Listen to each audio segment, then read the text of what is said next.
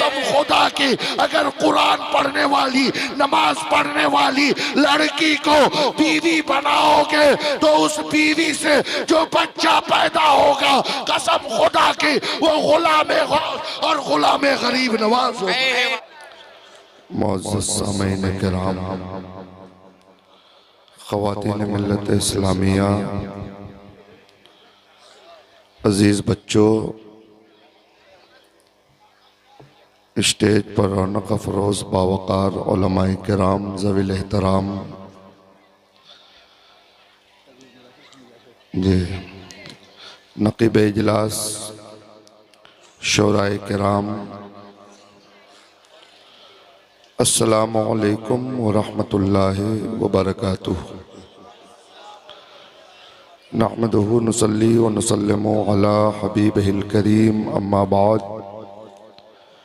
फ़अऊज़ु बिल्लाहि मिनश शैतानिर रजीम, बिस्मिल्लाहिर रहमानिर रहीम। क़ाल अल्लाहु तआला फ़िल क़ुरानिल मजीद वल फ़ुरक़ानिल हमीद,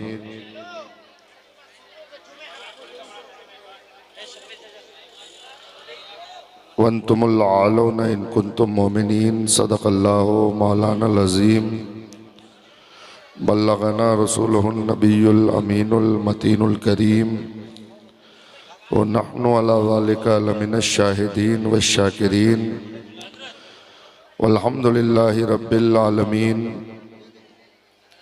आइए बारगाह रिसालत में निहायती अदब व एहतराम के साथ दुरूद व सलाम का नजराना अक़ीदत पेश करें। पढ़ें अल्लाहुम्मा सल्ली अला सय्यदना शफ़ीअना मौलाना मुहम्मदिन बारिक वसल्लिम, सलातुन व सलामन अलैका या रसूल अल्लाह सल्लल्लाहु ताला अलैहि वसल्लम।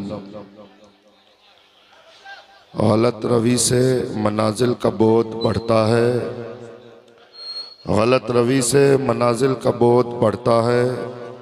मुसाफिरो रवीशे कारवां बदल डालो, जगह जगह के तुम्हें थक चुके हैं हंगामे, जगह जगह के तुम्हें थक चुके हैं हंगामे। नशातो लज्जते ख्वाबे गिरां बदल डालो, न समझोगे तो मिट जाओगे ए हिंदी मुसलमानों, न समझोगे तो मिट जाओगे ए हिंदी मुसलमानों। तुम्हारी दास्ता तक न होगी दास्तानों में। हजरात, ये अफरा तफरी का माहौल यकीनन जो लोग सुनना चाहते हैं, जो लोग जलसा सुनने आए हैं, वो इंशाअल्लाह जलसा सुनकर जाएंगे। और हर आदमी जलसा सुनने नहीं आता है, कुछ लोग जलसा देखने आते हैं, कुछ लोग जलसा घूमने आते हैं, कुछ लोग जलसों में खाने पीने मौज मस्ती करने आते हैं।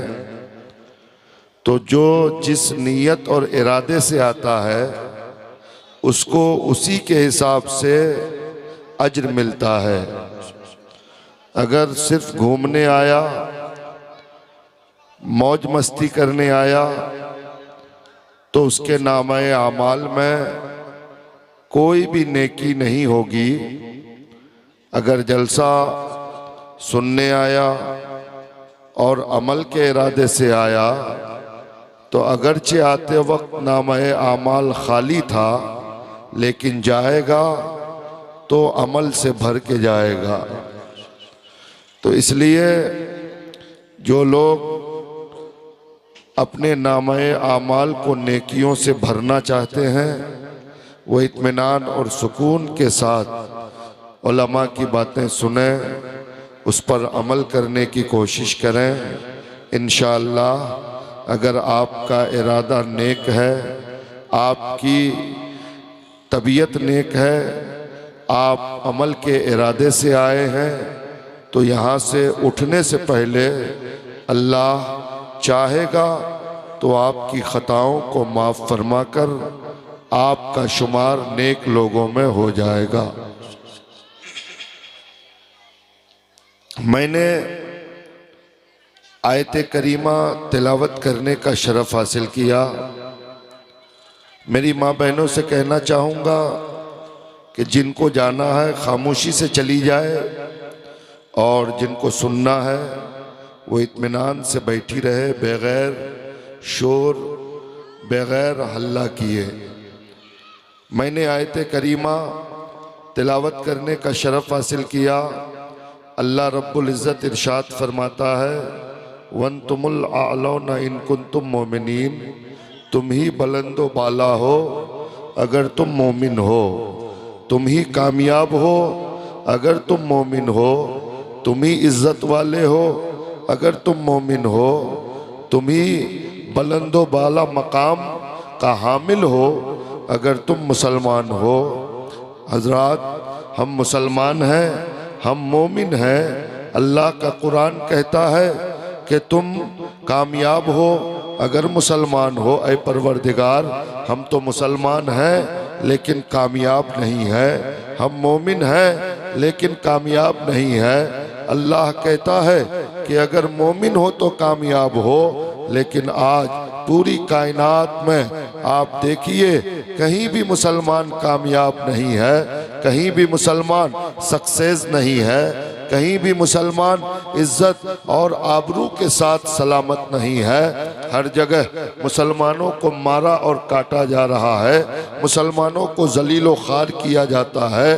पूरी कायनात में चाहे वो इराक की सरजमीन हो, चाहे फिलिस्तीन की सरजमीन हो, चाहे बर्मा की सरजमीन हो, चाहे चेचीनिया की सरजमीन हो, चाहे बूसीनिया की सरजमीन हो, पूरी दुनिया में मुसलमान कहीं भी सलामत नहीं है। हर जगह मुसलमान मार खा रहा है, मुसलमानों को मारा और काटा जा रहा है, मुसलमानों की इज्जतें नीलाम की जा रही है, हमारी बहू बेटियों की इज्जतों के साथ खेला जाता है, हमारे नौजवान बच्चों को जेलों में डाला जा रहा है।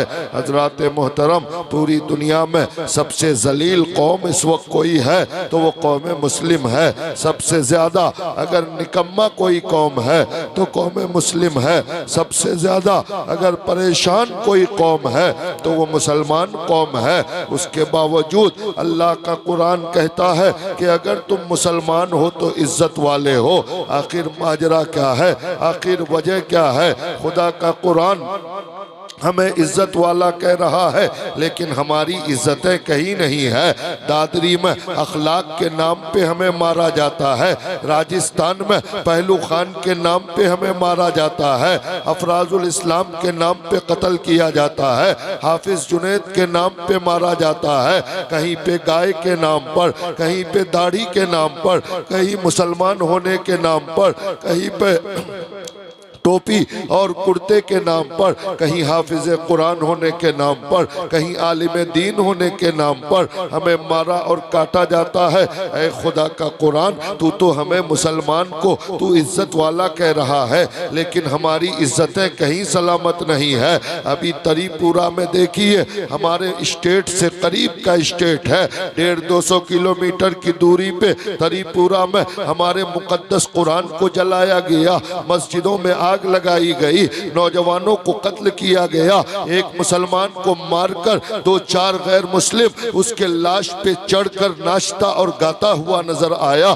ऐ मुसलमानों, हमारे नबी को गालियां दी गई। कसम खुदा की, ऐ परवरदिगार, हमारी इज्जतों के साथ खेला जा रहा है और तेरा कुरान कहता है कि हम इज्जत वाले हैं। कसम खुदा की, अल्लाह का कुरान अपनी जगह पर हक है। अल्लाह के कुरान ने जो कहा, परवरदिगार ने मुसलमानों को बाइज्जत और बावकार कहा, अपनी जगह मुसल्लम है। यकीनन ऐ मुसलमानों, मुसलमान का वकार मुसल्लम है, मुसलमान इज्जत वाला है। शर्त ये है कि हमें सच्चा और पक्का मुसलमान बनना है। हमारे इस्लाम का हाल ये है कि हम कलमा मुस्तफ़ा का पढ़ते हैं लेकिन हमारा तरीका गैर मुस्लिमों जैसा है। हम कलमा मदीने वाले का पढ़ते हैं लेकिन खड़े होकर पेशाब करते हैं, हैं, हम कलमा नबी का पढ़ते हैं, अपने माँ बाप को गालियां देते हैं, कलमा मुस्तफ़ा का पढ़ते हैं, लेकिन हम हमारे हाथों में लॉटरी की टिकट है। कलमा नबी का पढ़ते हैं, हमारे हाथों में ताश की पत्तियां हैं। कलमा मुस्तफ़ा का पढ़ते हैं, हमारे हाथ में जुआ है। कलमा नबी का पढ़ते हैं, हमारे हाथों में शराब की बोतलें हैं। कलमा नबी का पढ़ते हैं, हम मस्जिद के करीब नहीं जाते। कलमा नबी का पढ़ते हैं, हराम रोजी हम खाते हैं। कलमा नबी का पढ़ते हैं, भाई की जमीन पर कब्जा हम करते हैं। कलमा नबी का पढ़ते हैं, एक मुसलमान का दिल हम दुखाते हैं। कसम खुदा की, ऐ लोगों, जिस नबी का कलमा पढ़ते हो उसी नबी का तरीका भी अपना लो। जिस मुस्तफ़ा का कलमा पढ़ते हो उसी नबी के तरीके पर जिंदगी गुजारना शुरू कर दो। मेरा दावा है, कायनात में किसी माँ ने ऐसा बेटा पैदा नहीं किया है जो मुस्तफ़ा के गुलामों को मारना तो दूर की बात है, नबी के आशिकों के आंखों में आंखें डालकर देखने की जुर्रत किसी में पैदा नहीं होगी। शर्त ये है कि तुम सच्चा और पक्का आशिके मुस्तफ़ा बन जाओ। तालिबाते आला हज़रत अल्लामा व मौलाना मुफ्ती फिरोज साहब क़िबला नूरी कॉन्फ्रेंस, नारे तकबीर, नारे रिसालत। डॉक्टर इकबाल ने कहा था, तौहीद की अमानत सीनों में है हमारे, तौहीद की अमानत सीनों में है हमारे। आसा नहीं मिटाना नामो निशा हमारा, और आसा नहीं मिटाना नामो निशा हमारा। हजरात मोहतरम, यकीनन हम कलमा तो नबी का पढ़ते हैं, नाम तो मुसलमानों जैसा है, लेकिन हमारी हरकतें इस्लाम के खिलाफ है, हमारा चलना इस्लाम के खिलाफ है, हमारे गुफ्तगू का अंदाज नबी की सुन्नतों के खिलाफ है, हमारा बोलना सुन्नत मुस्तफ़ा के खिलाफ है। हम बोलते हैं यहूदियों जैसा, हम काम करते हैं नसरानियों जैसा, हमारा अमल गैर मुस्लिमों जैसा है, और हम कहते हैं कि हम मुसलमान हैं। अल्लाहु अकबर। मेरे दोस्तों और बुजुर्गों, मैं आपको ये बता दूं, अब कबल अज़वक़्त आपको ये बता दूं कि आप सही सुनने के लिए अपने आप को तैयार कीजिए, हक बात सुनने की आदत डालिए, हक बोलने की आदत डालिए, हक पे चलने की आदत डालिए। सिर्फ फजीलतें सुन सुनकर अमल से दूर होने की कोशिश मत कीजिए। आज यकीनन आज का मुसलमान फजीलतें सुन सुनकर अमल से खुद को दूर कर दिया है। हम जैसा मौलवी स्टेज पे आके कुर्सी पे बैठकर माइक के सामने ये कहता है कि दामन पकड़ लो जन्नती हो जाओगे, हाथ पे हाथ दे दो जन्नती हो जाओगे। कसम खुदा की, जन्नत इतनी आसान नहीं है कि किसी के हाथ पे हाथ दिया जन्नती हो गए, किसी का दामन पकड़ लिया जन्नत की टिकट मिल गई। अल्लाहु अकबर। अगर जन्नती होना चाहते हो तो दामन पकड़ने से पहले नमाजी बनना पड़ेगा। जन्नती बनना चाहते हो, हाथ पे हाथ देने से पहले माँ बाप का खिदमत गुजार बनना पड़ेगा। जन्नती बनना चाहते हो, दामन पकड़ने से पहले तुम्हें शरीयत पे चलना पड़ेगा। बगैर नमाज पढ़े सिर्फ दामन पकड़कर जन्नती नहीं हो सकते। कल क़यामत के मैदान में अल्लाह ये नहीं पूछेगा पहले कि जलसे में गए थे कि नहीं, खुदा ये नहीं पूछेगा कि किसी का दामन पकड़ा था कि नहीं, अल्लाह ये नहीं पूछेगा कि तुम गरीब नवाज के रोजे पे चादर चढ़ाया था कि नहीं, अल्लाह ये नहीं पूछेगा कि उर्स में गया था कि नहीं, बल्कि क़यामत के मैदान में खुदा सबसे पहले ये पूछेगा कि ऐ बंदा नमाज पढ़ा था कि नहीं। महशर की जागुदास कुव्वत, रोज़े महशर की जागुदास कुव्वत, अव्वली पुरशिश नमाज कुव्वत। अल्लाह मैदान महशर में सबसे पहले नमाज के बारे में पूछेगा। इसलिए ऐ मुसलमानों नमाज पढ़ो, ऐ मुसलमानों मस्जिदों के करीब जाओ, अपने सजदों में अल्लाह की इबादत की तड़प पैदा करो। कसम खुदा की, आप नमाज पढ़ोगे खुदा की रहमतों का नुज़ूल होगा। आप अल्लाह और उसके रसूल के फरामीन पर अमल करोगे। करोगे यकीनन। लेकिन आज हमारी कौम करामतें सुनने के आदी हो गई है और हमारे उलमा भी 50-50 हजार 40-40 हजार के उलमा आते हैं। अभी आप देखे कुछ दिनों पहले असद इकबाल आया था चौसिया में, हजरात मोहतरम 40,000 रुपए का नजराना था, लेकिन लोगों ने बताया, मैं भी था उस जलसे में हजरात मोहतरम, लेकिन आपको मैं बताऊं कसम खुदा की, एक 40,000 का शायर आता है और वो फिल्मी गानों के तर्ज पे आपको नाते नबी सुनाकर चला जाता है। ऐ नौजवानों, आप क्या समझते हो? एक 40,000 का शायर आता है, कहता है तू कुजा मन कुजा। हजरात मोहतरम, हमारा नौजवान उछलता है, नाचने लगता है, उसको मजा आने लगता है। मैं पूछता हूँ कि बताओ तू कुजा का मतलब क्या है? तुमने क्या समझा? अल्लाहु अकबर। नाते सुनना यकीनन इबादत है, लेकिन नाते सुनकर तुम्हारा दीन महफूज नहीं होगा। नाते सुनना यकीनन इबादत है, लेकिन नाते सुनकर तेरी नमाजें दुरुस्त नहीं होगी। नाते सुनना यकीनन इबादत है, लेकिन नाते सुनकर तुम्हें वजू का तरीका मालूम नहीं होगा, गुस्ल का तरीका मालूम नहीं होगा। आज जलसों का हाल ये है कि 40,000 वाले नात खा की नाते सुनने के बाद पूरी कौम ऐसे भागने लगती है जैसे जलसे में कोई बम हो, कोई ऐसी चीज हो जो उसकी जान को लेने वाली हो। मुकर्रिर की तकरीर, उलमा के बयानात सुनना नहीं चाहता। ऐ मेरी कौम के नौजवानों, जब तक उलमा की तकरीरें नहीं सुनोगे तेरा दीन महफूज नहीं होगा।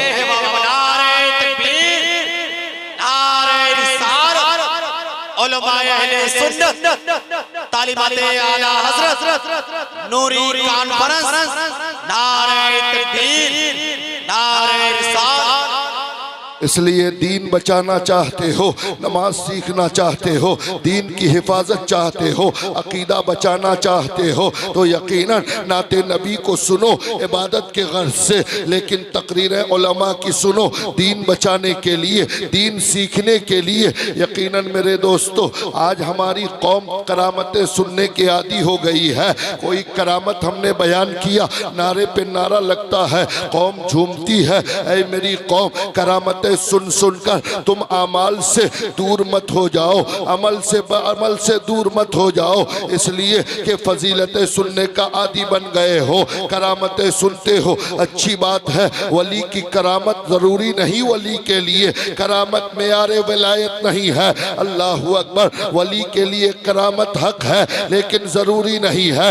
आपने करामत सुना कि फला वली पानी पे चला लेकिन डूबा नहीं, हवा में उड़कर इबादत किया, मुसल्ले को पानी में बिछाया, नमाज पढ़ने लगा। हजरात मोहतरम, यकीनन सबसे बड़ी करामत यह है कि शरीयत की खिलाफ वर्जी ना हो। सबसे बड़ी करामत यह है कि वली की कि जिंदगी में कभी सुन्नते रसूल के खिलाफ कोई अमल ना हो, हवा में उड़े ना उड़े, पानी पे चले ना चले, इससे कोई मतलब नहीं। लेकिन अगर जिंदगी भर शरीयत के मुताबिक जिंदगी गुजारा, सुन्नत के खिलाफ कोई कदम नहीं उठा, तो वही अपने वक्त का सबसे बड़ा वली है। यही करामत सबसे बड़ी है।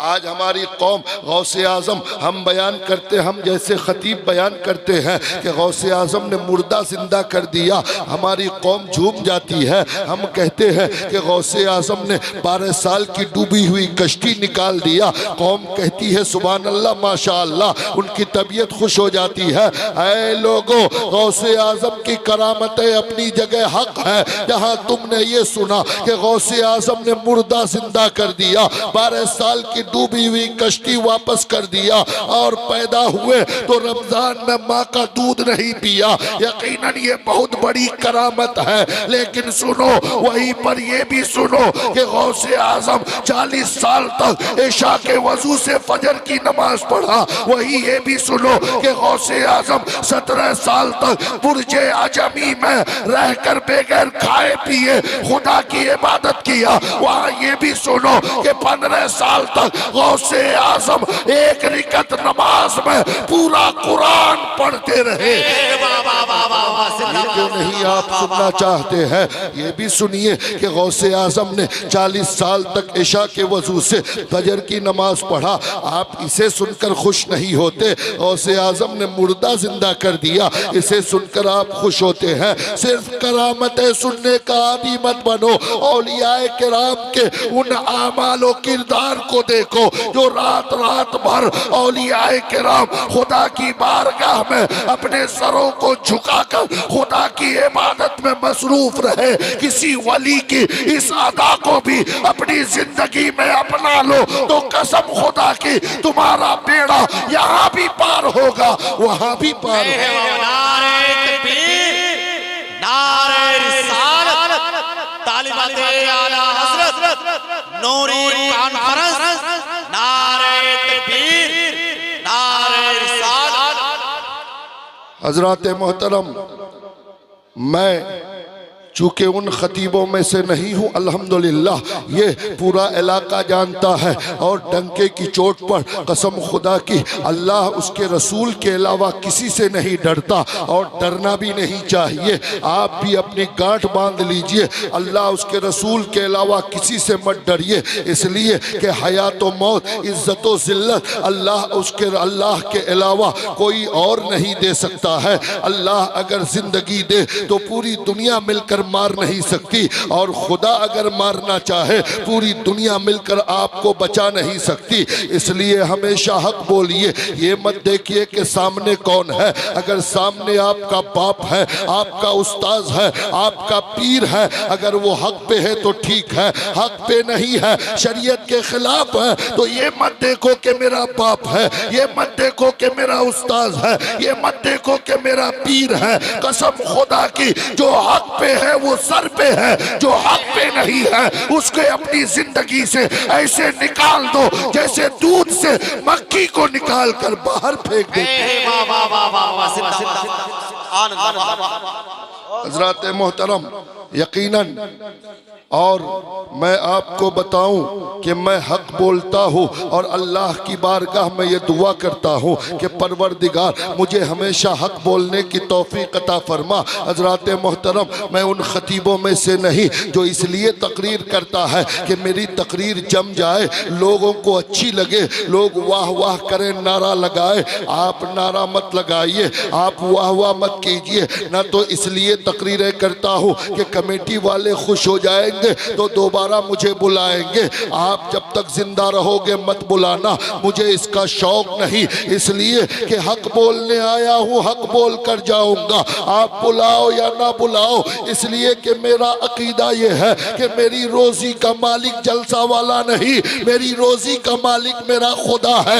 मेरी रोजी का मालिक वो परवरदिगार है जो चूटियों को रोजी देता है। मेरे रोजी का मालिक वो खुदा है जो समंदर में बेज़बान मछलियों को रोजी देता है। मेरी रोजी का मालिक वो खुदा है जो बिलों में कीड़े मकोड़ों को रोजी देता है। मैं तो उसके नबी का गुलाम हूँ, फिर मुझे रोजी क्यों नहीं देगा? नारे रिसालत, उलमाए अहले सुन्नत, नूरी कॉन्फ्रेंस, नारे तकबीर।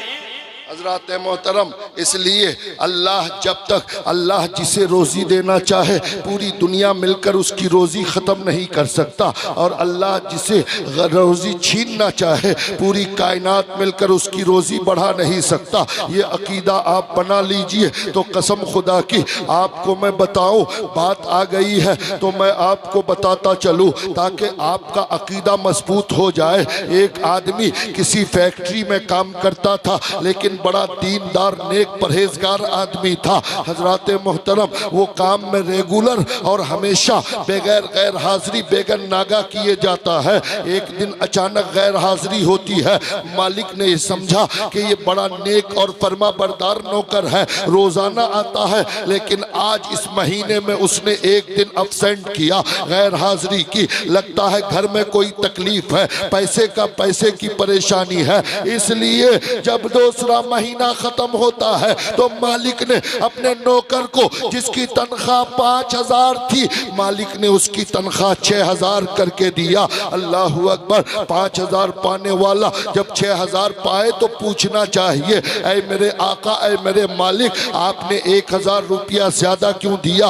आपका शुक्रिया। लेकिन उस नौकर ने मालिक का शुक्रिया अदा नहीं किया। 5,000 लियत की जगह 6,000 मिला, लेकर चला गया। मालिक को बड़ी हैरत हुई कि मेरा नौकर जिसे मैं 5,000 देता था आज 6,000 दिया हूँ तो बगैर शुक्रिया अदा किए चला गया। खैर कोई बात नहीं। दूसरे महीना शुरू हुआ, फिर उस नौकर ने एक दिन गैर हाजिर कर दी। अब मालिक को गुस्सा आया कि पहले महीने में गैर हाजिर किया था तो मैंने 1,000 तनख्वाह बढ़ा दी, लेकिन इस महीने में फिर उसने गैर हाजिरी की है। अब फिर मालिक ने तनख्वाह घटाकर फिर 5,000 कर दिया। और जब तनख्वाह देने की बारी आई तो मालिक ने जब 5,000 दिया तो मालिक ने सोचा जब 6,000 दिया था तो कुछ नहीं बोला, लेकिन घटाने पे जरूर बोलेगा, 5,000 दूंगा तो जरूर बोलेगा। अल्लाह अल्लाह, तनख्वाह घट जाती है तो यहाँ चक्का जाम हो जाता है, रोड जाम हो जाता है,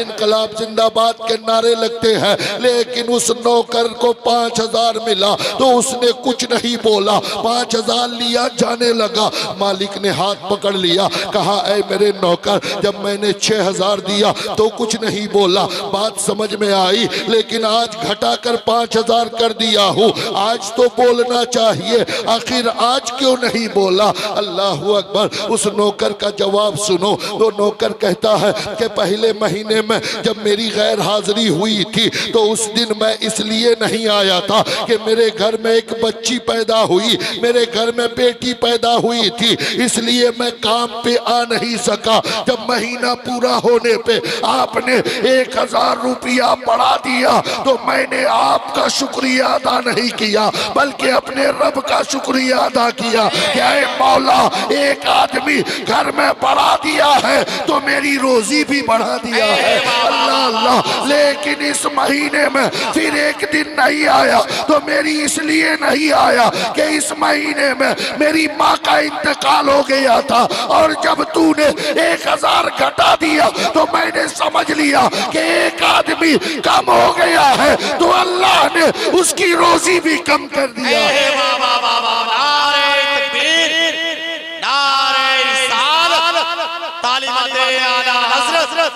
नूरी कॉन्फ्रेंस, नारे तकबीर, नारे रिसालत।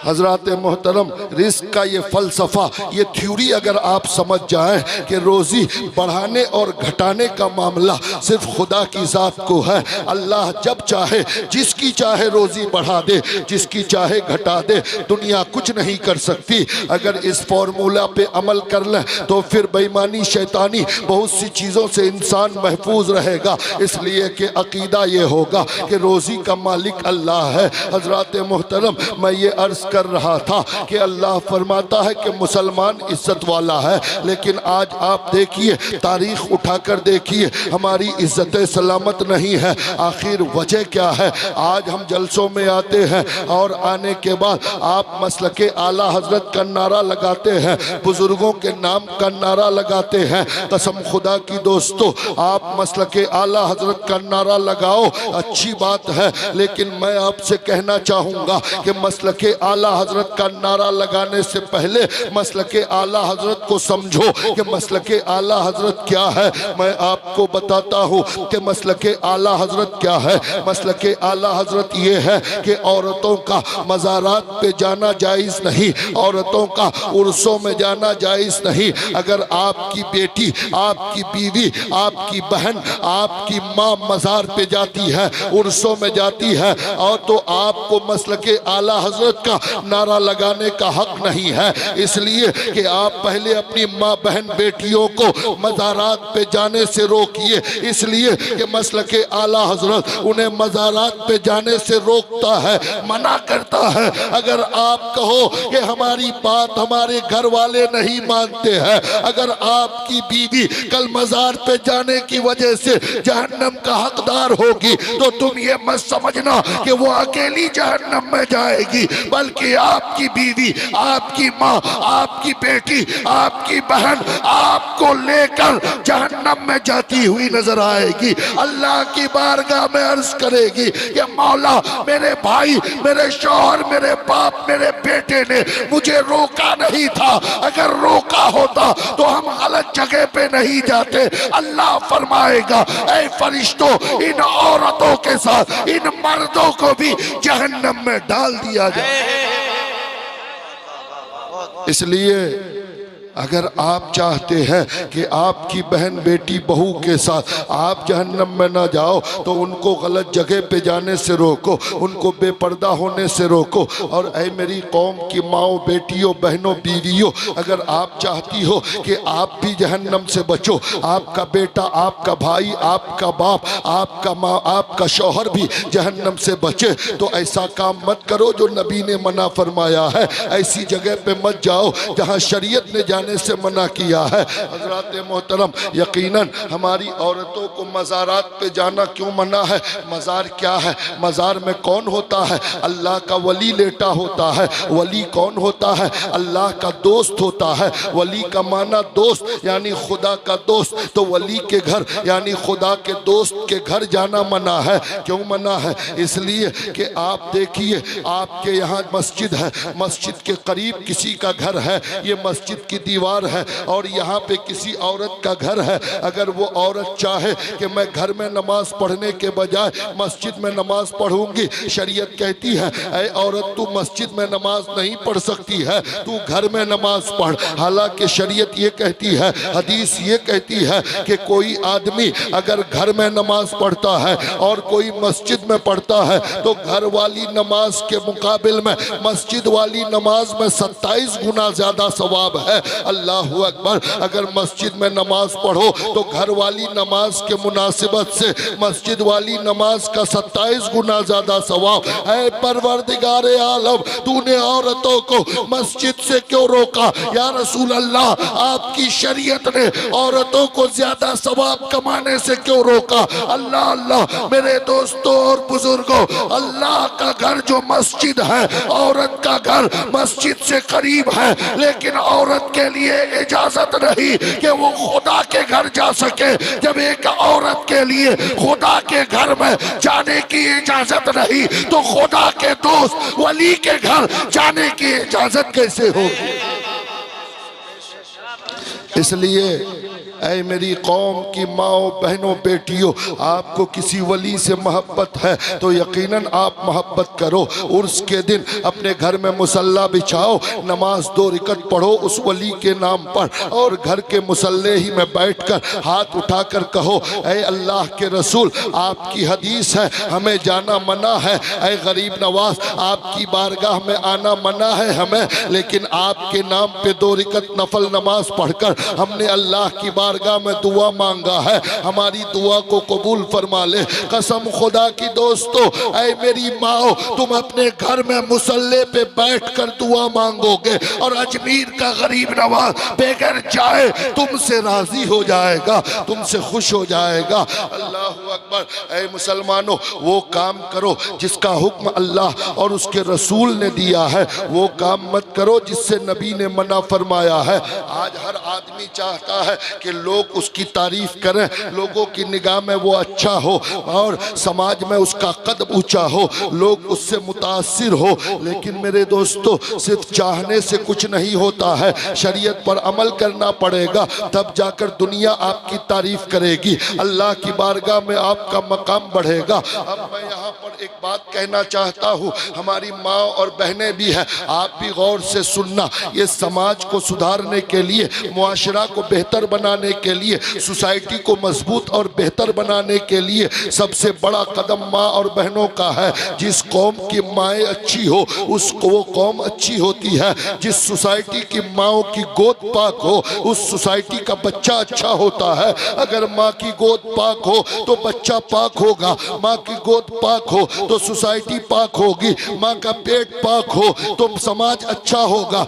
आप कहोगे कैसे? अल्लाह अकबर। एक अंग्रेज मुअर्रिख ने कहा था कि तुम मुझे अच्छी माएँ दो, मैं तुझे अच्छा समाज दूंगा। एक अंग्रेज मुअर्रिख ने कहा था तुम मुझे अच्छी माएँ दो, मैं तुझे अच्छी सोसाइटी दूंगा। तुम मुझे अच्छी माँ दो, मैं तुझे अच्छा समाज दूंगा। माँ अच्छी हो तो समाज अच्छा होगा, माँ अच्छी हो तो सोसाइटी अच्छी होगी, माँ अच्छी हो तो परिवार अच्छा होगा, गांव और समाज अच्छा होगा। हज़रात मोहतरम, यकीनन आप ये मत समझिएगा कि मैं हवा में तीर मार रहा हूँ। माँओं की गोद बच्चों के लिए सबसे पहला स्कूल, कॉलेज, मदरसा, यूनिवर्सिटी है। अगर माँ की गोद अच्छी हो तो यकीनन बच्चे अच्छे होंगे। आज की माएँ हैं जो बच्चों को दूध पिलाती है तो ननद और सास को गालियाँ देती हुई नजर आती है। आज की माएँ बच्चे को दूध पिलाती है, शौहर के साथ झगड़ा करती है। आज की माएँ हैं बच्चों को दूध पिलाती है, पड़ोसियों को गाली देती हुई नजर आती है। माएँ हैं बच्चों को दूध पिलाती है, सामने टीवी की स्क्रीन पे फिल्में और सीरियल के सीन चालू है। आज की माएँ हैं बच्चों को दूध पिलाती है, कानों में फिल्मी गाने हैं। अल्लाह अल्लाह, इसलिए बच्चा बड़ा होकर उन्हीं फिल्मी गानों और उन्हीं फिल्मी एक्टरों की तरह अपनी बदतमीजी और बदतहजीबी का मुजाहरा करता हुआ नजर आता है। वही बच्चे बड़े होकर वही गालियां अपने माँ बाप और समाज को दोहराता हुआ नजर आता है। उलमा फरमाते हैं कि ऐ मेरी कौम की माँ, अपने बच्चे को दूध पिलाओ तो कुरान की तिलावत करो, बच्चों को दूध पिलाओ तो दरूद पढ़ो, बच्चों को दूध पिलाओ तो अल्लाहु अकबर और अल्हम्दुलिल्लाह की सदाएं बुलंद करो। तो कसम खुदा की, तेरा बच्चा जब बड़ा होगा तो तुझे गालियां नहीं देगा, बल्कि माँ बाप के कदमों में ऐसा बच्चा अपने लिए जन्नत तलाश करता हुआ नजर आए। तालिमाते आला हज़रत नूरी कॉन्फ्रेंस, नारे तकबीर, नारे रिसालत। और माँओं के सही होने से पहले हमारे नौजवानों को सही होना पड़ेगा। नौजवान सही होगा तो माएँ सही होंगी। आप कहेंगे कि नौजवान और माँओं से कौन सा कनेक्ट और ताल्लुक़ है? मैं आपको बताऊं, डॉक्टर इकबाल ने कहा था, उकाबी रूह जब बेदार होती है जवानों में, नज़र आती है उनको अपनी मंजिल आसमानों में। जिस कौम का नौजवान सुधर गया, कसम खुदा की वो कौम ज़मीन पर ज़रूर चलेगी, लेकिन आसमान के फरिश्ते उस पर फख्र करेंगे कि वो देखो मुस्तफ़ा का गुलाम जा रहा है। हज़रात मोहतरम, मैंने नौजवानों को टारगेट क्यों किया है? इसलिए कि आज देखिए हमारे समाज की एक बहुत बड़ी बुराई का पर्दा मैं चाक करने जा रहा हूँ। अगर हिम्मत और हक सुनने की आदत है तो आप हक बात सुनना, वरना अगर मेरी बात बुरी और ख़राब लगे तो तुम मुझे गालियाँ दे लेना। इसके अलावा कर भी कुछ नहीं सकते हो, इसलिए कि इस वक्त माइक पे मैं बैठा हूँ और कुरान और हदीस के मुताबिक आज मुझे बोलने से कोई रोक नहीं सकता है। आप ज्यादा से ज्यादा बाद में मुझे गालियां दे सकते हो, देना गालियां, दोबारा मत बुलाना, लेकिन हक बोलने आया हूँ। तुम नाराज हो जाओगे कोई फर्क नहीं पड़ता, पूरी दुनिया नाराज हो जाए, लेकिन हक बोलूंगा तो मदीने वाला मुस्तफा राजी हो जाएगा। और पूरी दुनिया नाराज हो कोई बात नहीं, इसलिए कि कब्र में दुनिया बचाने नहीं आएगी, कब्र में मदीने वाला मुस्तफा बचाने आएगा। दोस्तों और बुजुर्गों, दुनिया की फिक्र मत करना। आज देखिए बीच में एक बात कहता हूँ आपसे मैं, आज देखिए हमारे यहाँ जब कोई मरता है, जिस दिन आदमी हमारे घर में मरता है, अल्लाह अकबर, बाप मर गया, उसको चटाई पे लेटाकर बरामदे में सुला दिया है, लेकिन बड़ा बेटा या जो भी घर का गार्जियन है वो बाप के करीब नहीं जाता, वो गोरू तलाश करने के लिए जाता है, वो गोश्त और भात का इंतजाम करने में लग जाता है। अल्लाह अल्लाह, जो बातें मैं आपसे बता रहा हूँ, कसम खुदा की वो बातें 40,000 का वो मुकर्रिर बरेली और मुरादाबाद वाला आकर नहीं बताएगा, इसलिए कि वो वही बातें बताएगा जो सोच कर आएगा, और हम लोग वो बताते हैं जो समाज में हम देखते हैं, जो मुआशरे में देखते हैं। हजरात मोहतरम, बिल्कुल प्रैक्टिकल बात बताने जा रहा हूँ, आपके दिल को छुए तो अमल करना। बाप मर गया, बेटा बेटा गोश्त भात के चक्कर में पड़ा हुआ है। अल्लाह अकबर। और गांव में कुछ दोनिया टाइप का आदमी ऐसा होता है, बाप मरा किसी का, कुर्सी लेके बैठ गया, बेटे को बुलाया, कहा जल्दी गोश्त भात का इंतजाम करो, मेहमान आएंगे, बगैर खाए चले जाएंगे तो शिकायत हो जाएगी। तेरा बाप 10 बीघा जमीन देकर गया है, तेरा बाप दुकान मकान देकर गया है। अल्लाह अल्लाह, अगर तुम्हारी शिकायत हो जाएगी। अल्लाह अकबर। दुनिया से डराते हैं, समाज से डराने की कोशिश करते हैं। कसम खुदा की, तेरा बाप मर गया है, उस वक्त सबसे ज्यादा जरूरत तेरे बाप को उस गोश्त भात की नहीं बल्कि तेरी जरूरत है। तू गोश्त भात के चक्कर में मत पड़, बल्कि अपने बाप के करीब अगर कुरान याद है तो कुरान पढ़, याद नहीं है तो नबी पर दुरूद पढ़, सुभान अल्लाह अल्हम्दुलिल्लाह पढ़ता जा, तेरे बाप के गुनाह कम होते चले जाएंगे। अल्लाह अल्लाह। बेटा बाप के सिराने बैठकर दुरूद पढ़ने के बजाय गोश्त भात के इंतजाम में लग जाता है।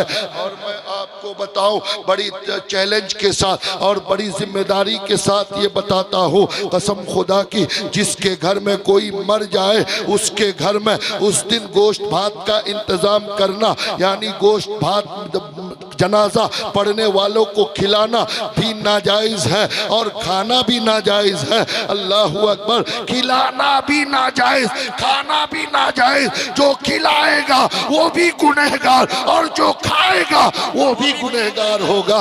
अल्लाह अकबर। मेरे दोस्तों और बुजुर्गों, लेकिन रिवाज देखिए, कसम खुदा की दोस्तों, हदीस पाक में सख्ती से मना किया गया है कि मैयत के घर का उस दिन का खाना जायज नहीं है। अब मैं आपको बताऊं, नमाज जनाजा फर्जे किफाया है। फर्जे किफाया यानी पूरी जमात में से एक आदमी भी पढ़ ले तो पूरा गांव गुनाहों से बरी हो जाएगा, और अगर एक ने भी नहीं पढ़ी तो पूरा गांव गुनहगार होगा। यानी सारे लोगों का पढ़ना जरूरी नहीं है, पढ़ोगे तो सवाब, नहीं पढ़ोगे तो गुनाह नहीं है। किसी उज्र की वजह से अगर जनाजे में शरीक नहीं हुए तो कोई गुनाह नहीं, लेकिन उस दिन उसके यहाँ खाना नाजायज है, गुनाह है। हम लोग कहते हैं कि बाहर से मेहमान आएंगे भूखा चले जाएंगे। हजरत, मैं आपको थ्योरी बताता हूँ कि आजकल जो हमारे यहाँ मैयतें होती है, हर आदमी के घर में कम से कम मोटरसाइकिल जरूर है। अगर वो मिट्टी देने जाता है तो मोटरसाइकिल का, कम से कम मोटरसाइकिल का इस्तेमाल करता है, जिसकी रफ्तार कम से कम 1 घंटे में 50 किलोमीटर की रफ्तार है। हजरत मोहतरम, 50 किलोमीटर दूर तक उमूमन हमारी रिश्तेदारियां होती है। अगर 50 किलोमीटर दूर कोई हमारा रिश्तेदार मर गया है, हमें अगर खबर पहुंची, अगर मिट्टी जोहर से पहले है तो मिट्टी देकर 50 किलोमीटर का सफर 1 घंटा में तय करके घर में आकर खाना आराम से खा सकता है। और अगर जोहर बाद मिट्टी है तो घर से खाना खाकर मिट्टी देने जरूर जा सकता है, वहां खाने की जरूरत नहीं है। हजरत मोहतरम, और अगर खिलाना ही हो तो अगर अलीगंज वालों, अगर तुम्हारे गांव में 100 मुसलमान घर है, एक मुसलमान भाई इंतकाल कर गया है, तो आज के दिन तुम अपने घरों में 2-2 मेहमानों के खाने का इंतजाम करो। जनाजे के बाद एक मुसलमान 2 मेहमानों का हाथ पकड़कर अपने घर में लाकर खाना खिलाए तो कसम खुदा की मेहमान नवाजी का सवाब भी मिलेगा और उस मैयत वाले को गुनाह से बचाने का सवाब भी तुम्हें। तालिबाते आला हजरत, तालिबाते आला हजरत, नूरी कॉन्फ्रेंस, नारे तकबीर, नारे रिसालत। इसलिए माहौल बनाओ, एक आदमी एक मेहमान का हाथ पकड़े और कहे चलिए हमारे यहाँ खाना खा लीजिए। कसम खुदा की वो मेहमान भी सोचेगा कि कैसा गांव है, मरा किसी के यहाँ है लेकिन खाना कोई खिला रहा है। आपका ऐब भी अगर है तो उनके नज़र में आपका ऐब छुप जाएगा। वो समझेगा इन लोगों में बहुत मोहब्बत है, एक दूसरे से बड़े अच्छे ताल्लुकात हैं। अल्लाह अकबर। नमाज जनाजा पढ़ने आए थे सवाब के लिए, लिए, लेकिन खाना खाकर जाओगे तो सवाब के बजाय गुनाह लेकर जाओगे। इसलिए खबरदार, आज से ये तहैया कर लो, कहीं भी मिट्टी देने जाएंगे तो अगर उसके यहाँ इंतजाम है, खुद मैयत के घर वाले इंतजाम किए हैं, तो खबरदार मत खाना। हाँ, पड़ोस वाले, उसका भाई कोई रिश्तेदार इंतजाम किया है तो खाने में मजायका नहीं, खा सकते हैं, लेकिन उसका खाना अगरचे वो पैसा उसका है, दूसरे के यहाँ पका है, तो वो भी मना है हजरात मोहतरम। बल्कि शरीयत का हुक्म ये है कि जिसके यहाँ कोई इंतकाल करे उसका पड़ोसी एक वक्त का खाना उसके यहाँ पहुँचाए। उस दिन उसके घर में चूल्हा नहीं जलना चाहिए, इसलिए कि उसके लिए वो गम का दिन है। लेकिन हालात ये है हजरात मोहतरम, चूंकि ये बात आई थी मैंने कह दिया आपसे, इस पर अमल ज़रूर कीजिएगा। आज नौजवान अगर मेरी कौम का सुधर जाए तो कसम खुदा की इस कौम के लोगों का हाल वो होगा कि ज़मीन पर चलेंगे लेकिन आपकी बातें आसमानों पर होगी। आज मैं एक और चीज़ से पर्दा उठाऊं हजरात मोहतरम, जो हमारे मुआशरे में है, हमारे समाज का ऐसा हिस्सा बन गया है, वरना समाज में बुराइयां बहुत है, किस किस बुराई से पर्दा उठाई जाए, किस किस का इलाज किया जाए। एक हंगामा महशर हो तो कुछ बोलूं, सैकड़ों बातों का रह रह कर ख्याल आता है। आज देखिए हमारा नौजवान कोई शादी के लिए तैयार होता है तो वो जब लड़की देखने के लिए जाता है, जानते हैं उसके माइंड में क्या होता है? वो ये सोच कर जाता है कोई लड़की देखने के लिए कि मेरी बीवी मेरे मोहल्ले की सबसे खूबसूरत लड़की होनी चाहिए, यानी मैं एक ऐसी लड़की से शादी करूं कि पूरे मोहल्ला पूरे गांव में मेरी बीवी से ज्यादा खूबसूरत किसी की बीवी ना हो। अल्लाह अकबर। लेकिन उसी लड़के का बाप ये सोचता है कि मेरे घर में एक ऐसी बहू आए कि पूरे गांव में मेरी बहू से ज्यादा कोई दहेज ना लाए।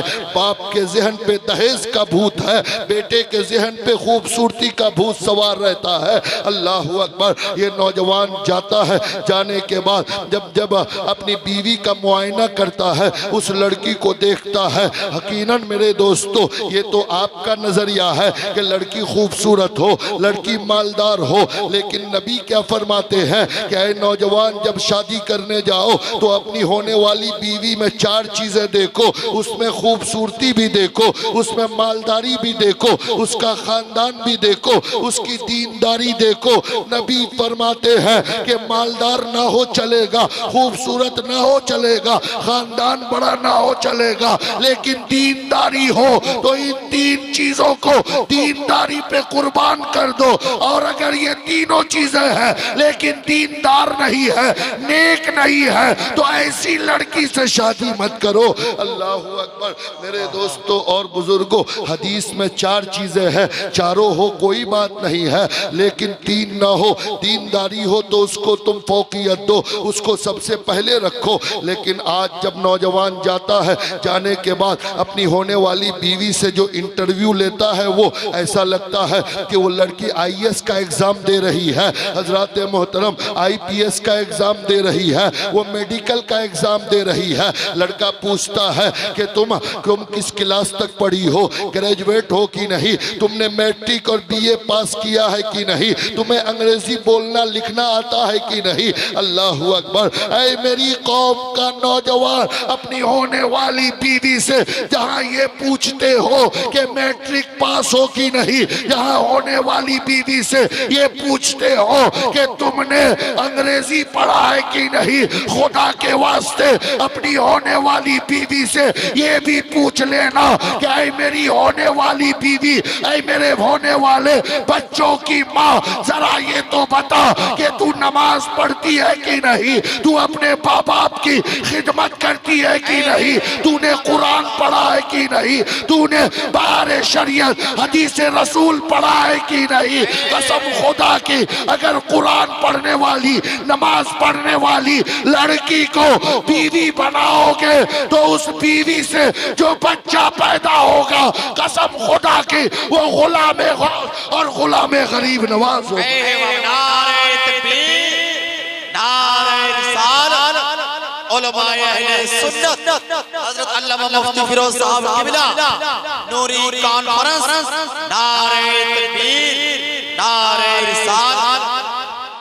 अगर तेरी होने वाली बीवी नमाज पढ़ती है, तेरी होने वाली बीवी अगर कुरान पढ़ी है, तेरी होने वाली बीवी अगर शरीयत पर अमल करती है, फातिमा ज़हरा का किरदार पढ़ी है, तो मेरा दावा है कि वो बीवी घर में आकर तुम्हारे माँ और तुम्हारे बाप यानी अपने सास और ससुर के साथ जब उसका व्यवहार होगा तो वो उसका गलत तरीका अपनाएगी नहीं, इसलिए कि उसने फातिमा का किरदार पढ़ा है, उसने नबी की बेटी को पढ़ा है। इसलिए मैं ये नहीं कहता कि आप अंग्रेजी पढ़ने वाली बीवियों से, लड़कियों से शादी मत करो। अंग्रेजी पढ़ना गुनाह नहीं है, मैथ पढ़ना गुनाह नहीं है, लड़कियों का डॉक्टर इंजीनियर बनना गुनाह नहीं है, लेकिन उसका कुरान न पढ़ना गुनाह है, उसका हदीस न पढ़ना गुनाह है, उसका शरीयत न जानना गुनाह है। यकीनन डॉक्टर भी बनाओ और अपनी बच्चियों को कुरान भी पढ़ाओ। तो आज लोग कहते हैं कि मेरी बेटी फला लड़के को लेकर भाग गई, समाज में मेरी नाक कटवा दी। मेरे दोस्तों, जानते हो ये मसला कब पैदा होता है? हजरात मोहतरम, अगर मैं गलत बोलूं तो आप कहना, बिल्कुल आपके नफ्स पे हाथ रखा हो, समाज में जो हो रहा है वो बोल रहा हो। यकीनन हमारी बहुत सी बच्चियां अपने माओ का सर, बाप का सर झुकाकर गैरों के साथ भागकर शादियां रचा लेती है, कोर्ट मैरिज कर लेती है। अल्लाहु अकबर। आखिर क्यों? इसलिए कि आज हमारा बाप और भाई अपनी बेटियों को अंग्रेजी के 1000 का ट्यूशन देती है, मैथ के लिए 1000 का ट्यूशन देती है। अल्लाहु अकबर। ऐ मेरी कौम का बाप, अपनी बच्ची को 1000 नहीं, अगर हैसियत है तो 1 लाख का ट्यूशन दो, मैं मना नहीं करता। लेकिन जहां तूने अंग्रेजी पढ़वाने के लिए अपनी बच्ची को 1000 का ट्यूशन दिया है, वही अपने गांव के इमाम के पास सिर्फ 100 रुपया महीना देकर उसे कुरान भी पढ़वा दो। यकीनन जब तेरी बेटी कुरान पढ़ लेगी तो मेरा दावा है कि वो बच्ची फातिमा का किरदार पढ़ लेगी, तो तुम्हारा सर नीचे करने के बजाय तुम्हारा सर फख्र से ऊंचा करेगा।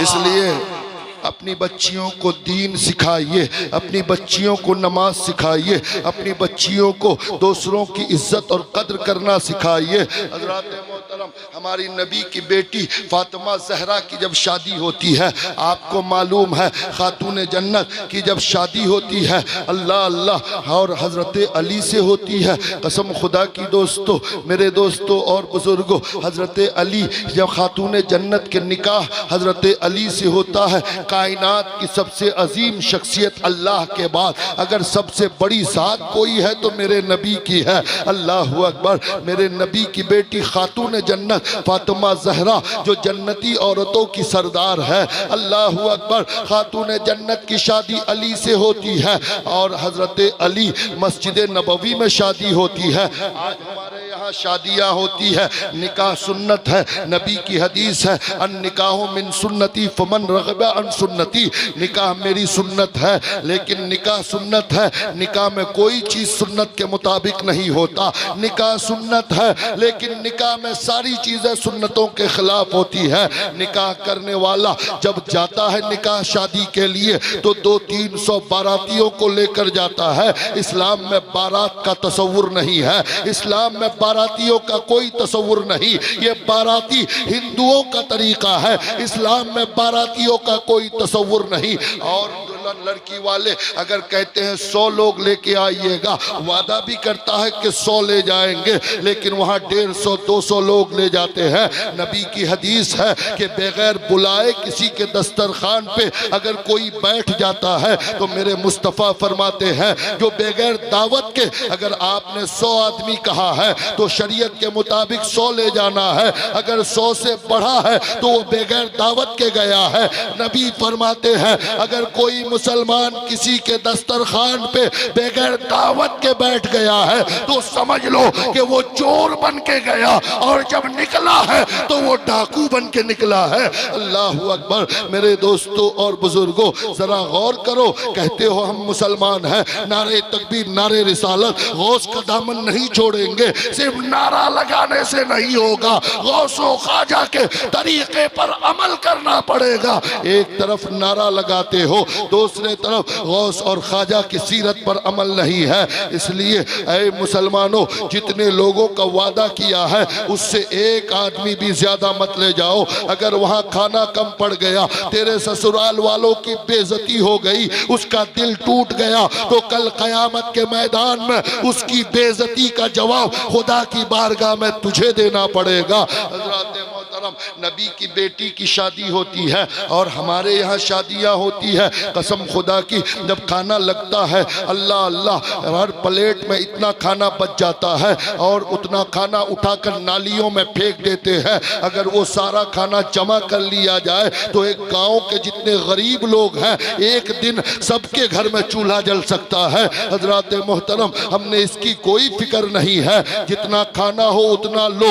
नबी की हदीस है कि थाली को और प्लेट को तुम चाट कर खाओ, जब खाना खत्म हो चुका तो उंगलियों को चाटो, प्लेट में कोई भी हिस्सा बाकी नहीं रहना चाहिए। आज अगर कुछ अप टू डेट लोग जो अपने आप को अप टू डेट कहते हैं, पढ़ा लिखा कहते हैं, सोसाइटी में सबसे अच्छा समझते हैं कि हम अच्छे हैं, अगर उन लोगों के साथ कोई मौलवी बैठ गया खाने, 4 कुर्सियां हैं और एक टेबल है, 3 आदमी पैंट शर्ट वाला बैठा है, प्रोफेसर डॉक्टर मास्टर बैठा है, एक मौलवी बैठा है। हजरात मोहतरम, मौलवी प्लेट को चाट रहा है, उंगलियां चाट रहा है, वो मास्टर डॉक्टर और इंजीनियर हंसता है कि देखो, लगता है कभी खाना नहीं खाया है, उसका मजाक उड़ाते हैं। अल्लाह अकबर। लेकिन मेरे दोस्तों, मजाक मत उड़ाओ, इसलिए कि नबी की हदीस है कि जो प्लेट में जो अपनी उंगलियों को चाट लेता है, जो प्लेट को चाट कर खा लेता है,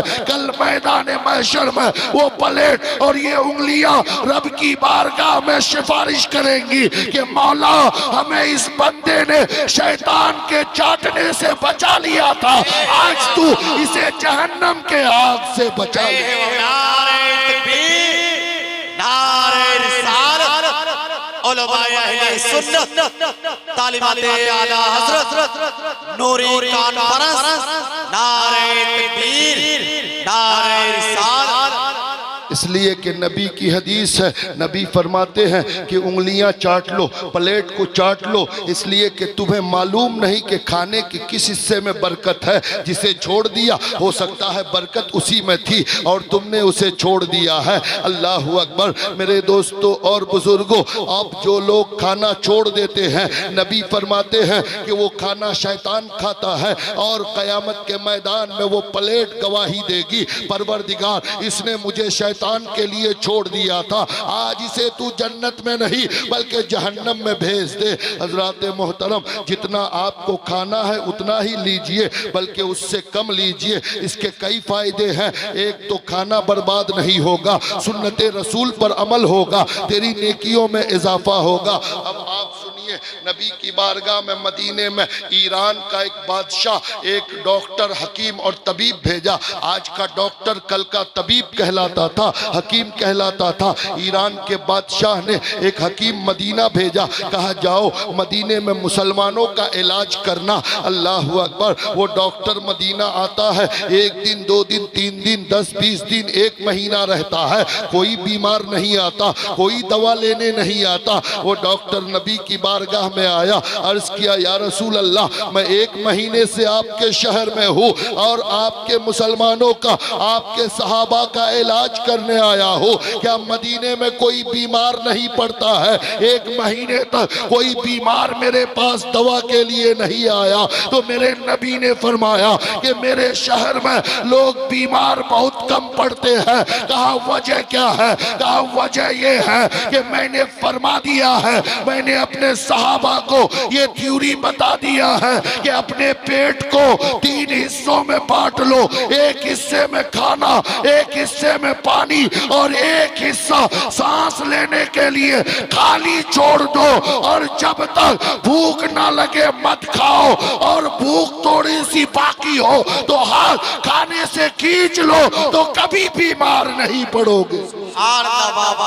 जिंदाबाद। मोहतरम, आप भी इसी थ्योरी पे अमल कर लीजिए। कसम खुदा की बहुत कम बीमार पड़ेंगे। पेट को 3 हिस्से में बांटिए, एक में खाना, दूसरे में पानी और एक हिस्सा सांस लेने के लिए छोड़िए। यहाँ तो लोग तीनों हिस्से को खाने ही से भर देते हैं। जब पानी जाता है और सांस लेने की जगह नहीं होती तो गैस का मरीज बहुत ज्यादा आजकल पाया जाता है। कसम खुदा की तिब्बे नबवी पे, मेरे नबी के तिब पे अमल कर लो, मेरे नबी के बताए हुए नुस्खों पे अमल कर लो तो यकीनन कौम मुस्लिम से बीमारियां खत्म होती हुई नजर आएंगी। इसलिए कि मेरा मुस्तफ़ा अपनी उम्मत को हर मर्ज की दवा और उसका इलाज बता कर गया है।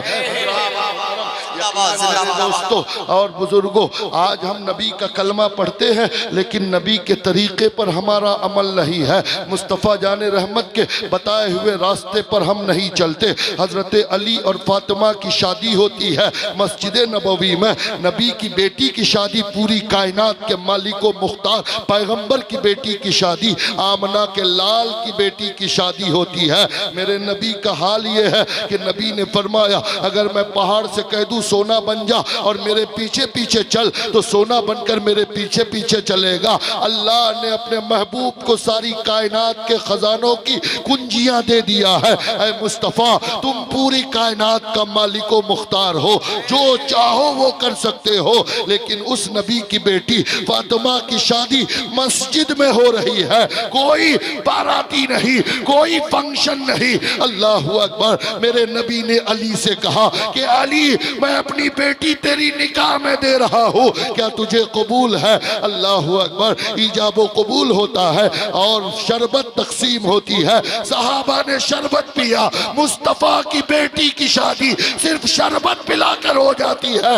आज हमारे यहाँ लाखों रुपए शादियों में फजूल खर्चियों पे बर्बाद कर देते हैं। मेरे दोस्तों और बुजुर्गों, उस नेक शादी का रिजल्ट देखो। कसम खुदा की फातिमा की शादी हुई। हमारे यहाँ भी हम अपनी बच्चियों को 3 दिन के बाद लेने जाते हैं। नबी भी अपनी बेटी को लेने पहुँचते हैं। कहा बेटी फातिमा, मैं तुझे लेने आया हूँ, चलो मेरे साथ। अल्लाह अकबर। ऐ मेरी कौम की बेटियों, गौर से सुनना। कसम खुदा की हजरत फातिमा अर्ज करती है अब्बा जान, या रसूल अल्लाह, आप नबी बनकर हुक्म दे रहे हैं या बाप बनकर? आपकी 2 हैसियत है, मैं आपकी बेटी भी हूँ और आप मेरे नबी भी हैं। तो आप मुझे लेने आए हैं तो नबी बनकर आए हैं या बाप बनकर आए हैं? अल्लाह अकबर। नबी ने फरमाया बेटी ये क्यों पूछ रही हो? वो फातिमा कहती है या रसूल अल्लाह, अगर नबी बनकर हुक्म दे रहे हैं तो आपका हुक्म मानना फर्ज है। अल्लाह अल्लाह, जिस तरह अल्लाह का हुक्म मानना फर्ज है उसी तरह नबी का हुक्म भी मानना फर्ज है। अगर नबी के हुक्म का ये आलम है कि नबी फरमाते हैं अगर कोई नमाज में हो, अल्लाह फरमाता है कि ऐ मेरा बंदा, अगर तुम नमाज पढ़ रहे हो लेकिन मेरे मुस्तफा ने बुलाया है तो नमाज तोड़कर नबी की बात सुनना तुम पर जरूरी है। तो ये नबी के हुक्म की बात है। फातिमा कहती है अब्बा जान, या रसूल अल्लाह, नबी बनकर हुक्म दे रहे हैं या बाप बनकर? अल्लाह अल्लाह। नबी फरमाते हैं क्यों? कहा अगर नबी बनकर हुक्म दे रहे हैं तो मेरा जाना जरूरी है, लेकिन अगर बाप बनकर लेने आए हैं तो हे अब्बा जान, या रसूल अल्लाह, मेरा शौहर अली घर में नहीं है, जब तक अली से इजाजत ना लूं तब तक मैं आपके साथ जा नहीं सकती। अल्लाह अकबर। ऐ मेरी कौम की बेटियों, जरा देखो फातिमा का किरदार देखो। जन्नती औरतों की सरदार है, मुस्तफ़ा की बेटी है। कहती है अब्बा जान, जब तक मेरे शौहर अली इजाजत ना दे दे तब तक मैं आपके साथ आपके घर नहीं जाऊंगी। ये तरबियत दिया था मेरे नबी ने अपनी बेटी को। हजरात मोहतरम, आज की बेटियों का क्या हाल है आप समझ सकते हैं। हजरात मोहतरम, इसलिए हमें और आपको चाहिए कि हम अपने लिए एक ऐसा मुआशरा पैदा करें, एक ऐसा माहौल पैदा करें कसम खुदा की कि हमारी बच्चियां हमारे कंट्रोल में हो। और ये कब होगा? जब बच्चियों को दुनिया के साथ दीन पढ़ाएंगे, जब बच्चियों को अंग्रेजी के साथ आप अंग्रेजी के साथ दीन पढ़ाएंगे, मैथ के साथ दीन पढ़ाएंगे, साइंस के साथ कुरान पढ़ाएंगे, तो यकीनन आपकी बच्चियां बिगड़ेंगी नहीं बल्कि बिगड़ी हुई नस्ल को दीन के रास्ते पे लाती हुई नजर आएंगी। और मैं आपसे आखिरी बात कहना चाहूंगा कि आप अपने बच्चों को पढ़ाइए, आप अपने बच्चों को बेहतर से बेहतर तालीम दीजिए। आज मुसलमानों का हाल क्या है? हमारा खास करके आज मुसलमान चिल्लाता है कि हमें नौकरियां नहीं मिलती। ये जालिम हुकूमत है, ये गैर मुस्लिम मुतासिब हुकूमत है, मुसलमानों का दुश्मन हुकूमत में बैठ गया है। पढ़ लिख के क्या होगा? अल्लाह अकबर। ऐ मेरी कौम के मुसलमानों, ये तुम्हारा बहाना बिल्कुल लंगड़ा और लूला बहाना है। ऐसे बहानों की यहाँ कोई गुंजाइश नहीं है। आज हमारे कौम का बाप अपने बच्चों को 8 साल 9 साल 10 12 15 साल की उम्र होती है, दिल्ली मुंबई पंजाब हरियाणा कमाने भेज देता है कि जाओ कमाने के लिए, दूसरों का जूठा बर्तन धोकर, दूसरों के होटलों में काम करके, फैक्ट्रियों में दिन रात मेहनत करके हमारा बच्चा 10-15 हजार रुपया महीना भेजता है। और उसी बेटे का बाप अपने किसी होटल और गांव के चौराहे पे चौक पे जाकर होटल में बैठकर चाय की चुस्कियां लेता है और मोहल्ले वालों की गीबत और शिकायत करता नजर आता है कि इसकी बेटी ऐसी है, उसका बेटा ऐसा है, वो ऐसा है वैसा है। लोगों की गीबतें करता हुआ फिरता है, इसलिए कि अब उसे कमाना नहीं है, फुर्सत ही फुर्सत है। बेटा 10,000 रुपया महीना कमा कर भेजता है, अब वो लंगड़ा लूला बन गया है। होटलों में बैठकर, चौराहों में बैठकर चाय पीकर, बीड़ियों का कश ले लेकर वो मुसलमानों की गीबतें करता है। ऐ मेरी कौम का बाप, खबरदार, तू अपने बच्चे को बाहर कमाने के लिए भेजने के बजाय उसको स्कूल कॉलेज भेजो, उसको पढ़ने के लिए भेजो। तुम मेहनत करो, मजदूरी करो, तुम डबल काम करो, मिट्टी काटो, हल जोतो, दूसरों के यहाँ नौकरी करो, लेकिन अपने बच्चों को पढ़ाओ। रोजाना गोश्त और मछलियां खाना छोड़ दो। कसम खुदा की, साल में के बजाय 2 साल में कपड़े खरीदो। ईद के दिन पुराने कपड़ों को धोकर पहनकर नमाज पढ़ लो। नए कपड़ों पे पैसे बर्बाद करने के बजाय वो पैसा बचाकर अपने बच्चों को डॉक्टर इंजीनियर बनाओ, वकील बनाओ।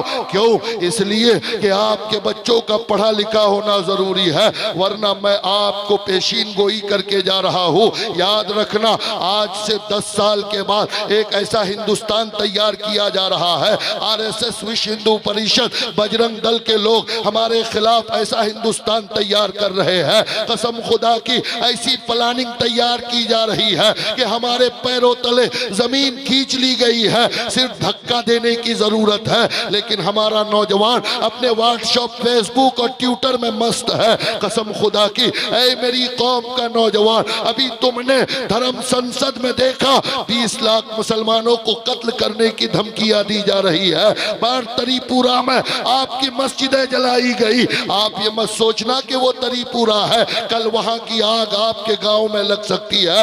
आपको डरा नहीं रहा हो, आपको होशियार कर रहा हो। कसम खुदा की, ऐ मेरी कौम के नौजवानों, लॉटरी, जुआ, ताश, क्रिकेट में अपना वक्त बर्बाद करने वालों, संभल जाओ। अगर नहीं संभलोगे तो लम्हों की खता की सजा सदियों में भुगतने के लिए तैयार हो जाओ। कसम खुदा की, हर गांव तरीपुरा बनता हुआ नजर आएगा अगर तुमने अपने आप को संभाला नहीं। अल्लाह की कसम, तुम पढ़ो लिखो, वरना मैं आपको बताऊं, मेरा एक बहुत करीबी आदमी अपने बच्चे को वकील बनाने के लिए जलपाईगुड़ी लॉ कॉलेज में एडमिशन कराया। जलपाईगुड़ी हमारे यहाँ से मुश्किल से 70 से 75 किलोमीटर की दूरी पे है।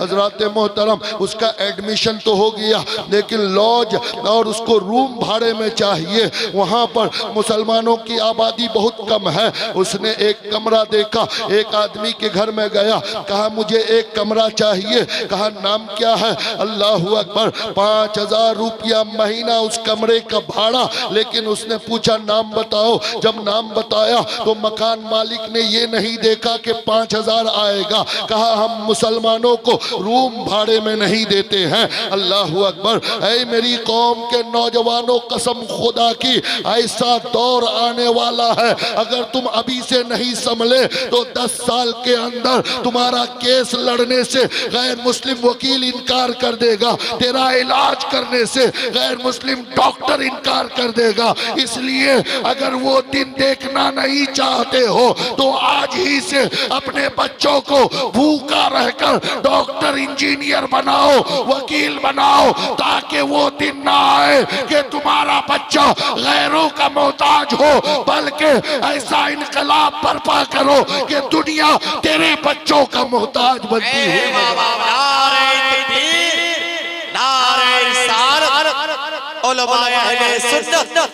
तालिमाते आला हज़रत, नारे तकबीर, नारे रिसालत। तुम दूसरों के बच्चों का मोहताज मत बनो, बल्कि दुनिया तुम्हारे बच्चों का मोहताज बने। और आप में से कोई आदमी खड़ा होकर कह सकता है कि मैं तो मजदूर आदमी हूँ। मुफ्ती साहब, बोलना बड़ा आसान है, करना बड़ा मुश्किल है। लेकिन मैं आपको बताऊँ, डॉक्टर बनाने के लिए सिर्फ दौलत का होना ज़रूरी नहीं। इंजीनियर बनाने के लिए बच्चों को, डॉक्टर और इंजीनियर बनाने के लिए, आप कहोगे मौलवी होकर बच्चों को डॉक्टर इंजीनियर बनाने की बात करते हैं। कसम खुदा की दोस्तों, दौर के हिसाब से जैसी तालीम आपको देनी चाहिए, हर बच्चे का आलिम, मुफ्ती, मुहद्दिस बनना ज़रूरी नहीं है। इस्लाम ने कहा कि इल्मे दीन सीखना फ़र्ज़ है। और इल्मे दीन कितना सीखना फ़र्ज़ है? हर आदमी का मौलवी बनना ज़रूरी नहीं, बल्कि हर मुसलमान का दीन इतना सीखना ज़रूरी है जिससे वो जायज़ और नाजायज़, हलाल और हराम और अपना अकीदा बचा सके। उसके बाद फिर आप अपने बच्चों को डॉक्टर, इंजीनियर बनाओ। आज का दौर जरूरी है। आज के हिंदुस्तान में जब तक आपके बच्चे पढ़े लिखे नहीं होंगे तब तक आपको तरक्की नहीं मिलेगी। जब तक आप तरक्की की मंजिलों पे फाइज नहीं हो पाएंगे। सिर्फ बहाने मत बनाओ गरीबी का, बहाने मत बनाओ जुल्म का। इसलिए कि मैं आपको बताऊं, आपके करीब यहाँ से 3-4 किलोमीटर दूर इस्लामपुर का एक मोहल्ला चोसिया है। वहाँ प्रिंस नाम का एक बच्चा पूरे उत्तर दिनाजपुर डिस्ट्रिक्ट में उसने IAS का एग्जाम पास करके इलाके को बता दिया। आज़ादी के बाद से अब तक उत्तर दिनाजपुर डिस्ट्रिक्ट में कोई भी बच्चा IAS का एग्जाम पास नहीं कर सका है, ना अपना ना गैरों का। वो पहला मुसलमान बच्चा है जिसने IAS का एग्जाम पास करके पूरे इलाके को, पूरी कौम को, पूरी बिरादरी का सर फख्र से ऊंचा कर दिया है। हजरात मोहतरम, आपको मैं उसका फैमिली बैकग्राउंड बताऊं। वो बच्चा यकीनन अच्छी फैमिली का तो जरूर है, लेकिन माली हैसियत से बहुत कमजोर था। बचपन ही में उसके बाप का इंतकाल हो गया था। बचपन ही में उसका बाप चला गया। बाप का साया सर से उठने के बाद एक बच्चे को पता चलता है, यहाँ तो बच्चे जवान हो जाते हैं, बाप मर जाए तो परेशानी होती है। वो तो छोटा सा बच्चा था, बाप बचपन में इंतकाल कर गया था, लेकिन माँ पढ़ी लिखी थी। माँ एक ऐसी फैमिली से ताल्लुक रखती थी, छत्तरगाछ में गुआबाड़ी में आजाद साहब की भतीजी थी उसकी माँ, पढ़ी लिखी, मौलाना कालू, नाक नाम उसके नाना का कालू है, मौलाना का की बेटी थी, वो मौलाना का नवासा था, पढ़ी लिखी फैमिली की बच्ची थी। इसीलिए कहता हूँ कि जब रिश्ता तलाश करने जाओ तो सिर्फ खूबसूरती मत देखो, ये देखो कि जिस बच्ची से शादी हो रही है वो पढ़ी लिखी है कि नहीं, दीनदार है कि नहीं। अल्लाहु अकबर। वो बच्ची दीनदार फैमिली की भी थी और पढ़ी लिखी भी थी।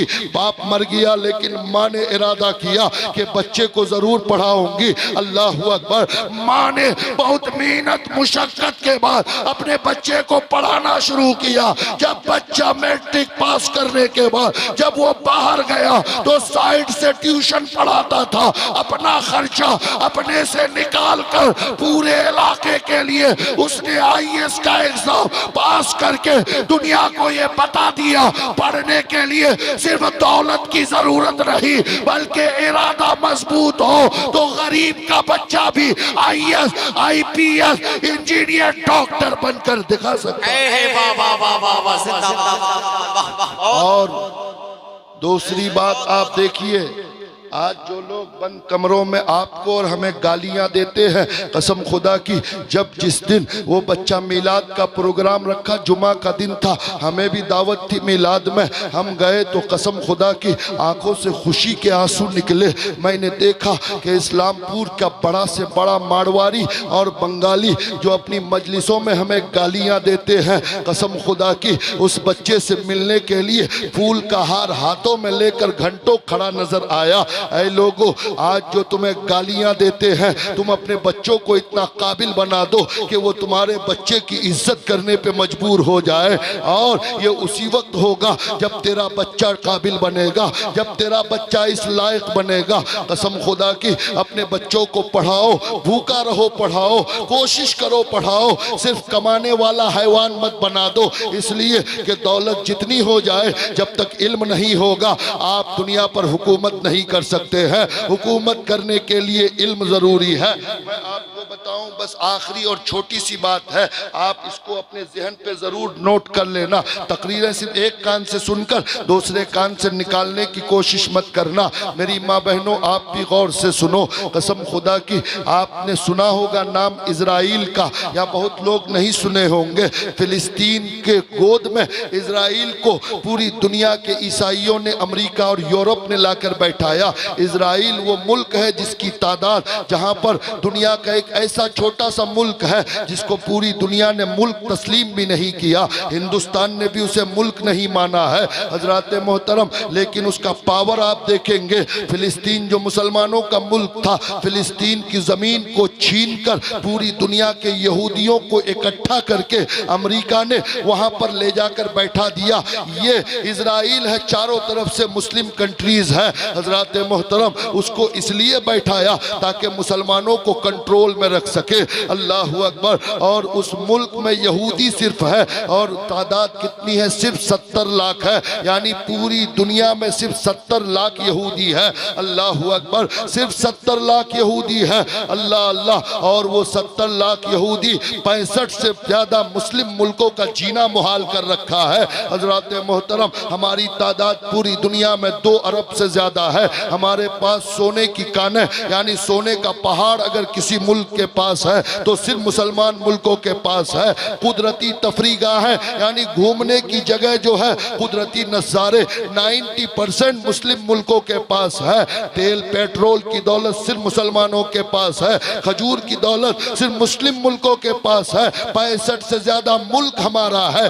2 अरब से ज्यादा हम है। 65 से ज्यादा मुल्क हमारे पास। 1 दर्जन से ज्यादा मुल्क मुसलमानों का ऐसा है जो एटमी ताकत से लैस है। कसम खुदा की सब कुछ हमारे पास है, फिर भी हम मार खा रहे हैं। और वो 70 लाख यहूदी पूरी दुनिया पर हुकूमत कर रहा है। अल्लाह अकबर। वजह क्या है?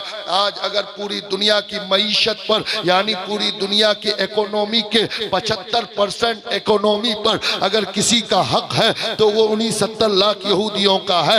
यहूदी जब चाहे किसी भी चीज का रेट घटा दें, किसी भी चीज का रेट बढ़ा दें। आपके बाथरूम में, आपके बेडरूम में, आपके किचन में यहूदियों का इकोनॉमी पहुंचा हुआ है।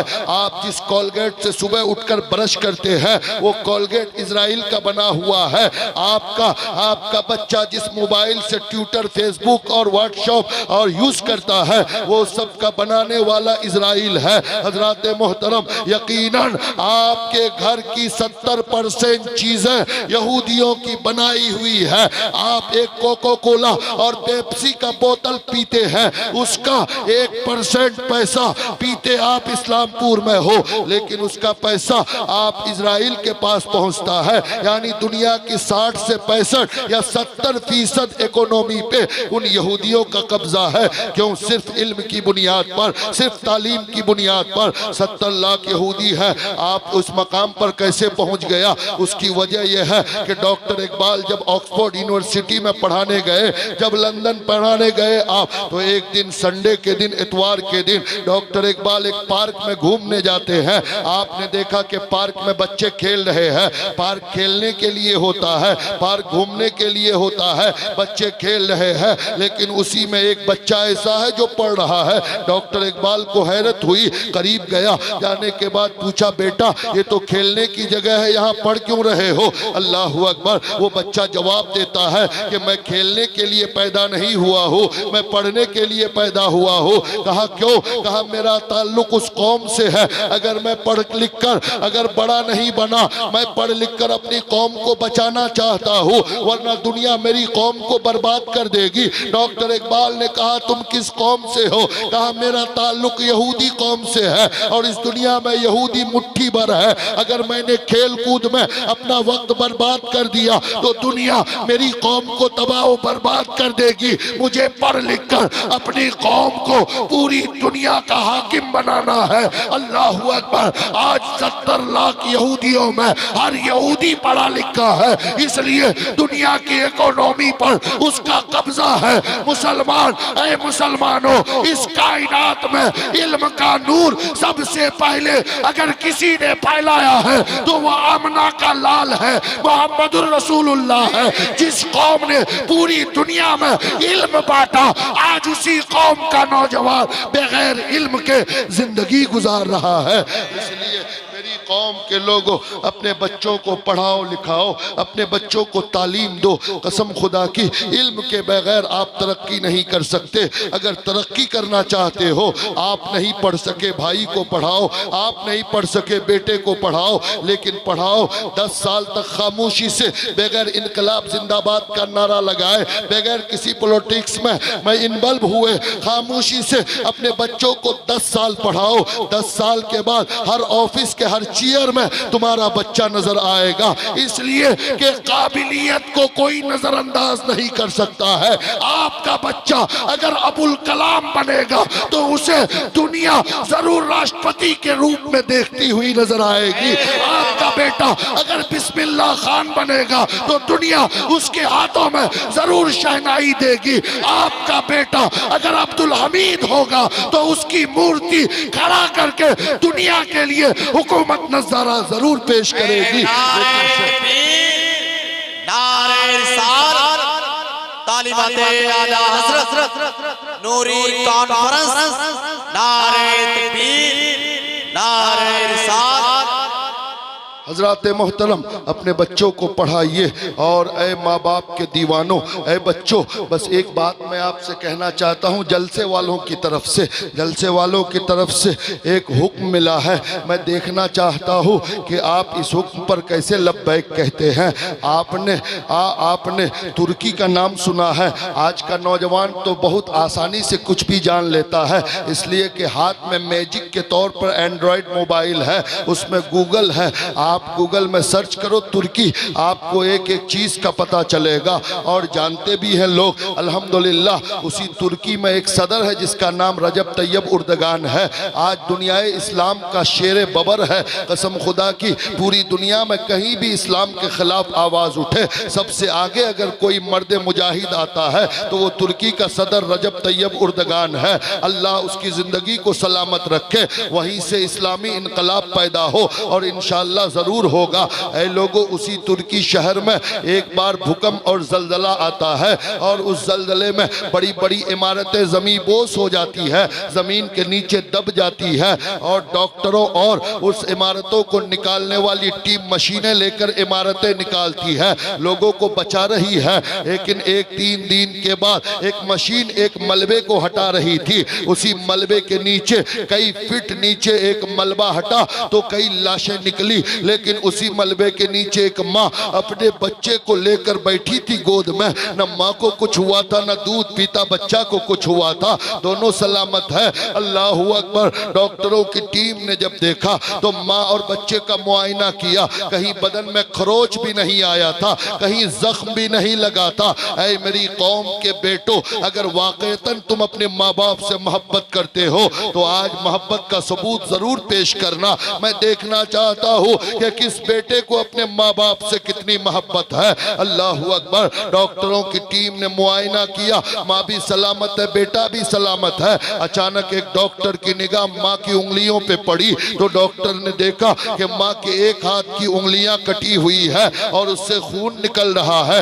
डॉक्टरों की टीम के हेड ने कहा, ऐ माँ, तेरा पूरा जिस्म सलामत है लेकिन उंगलियां कैसे कट गई है? अल्लाह अकबर। ऐ मेरे कौम के बेटो, दिल पे हाथ रखकर सुनना।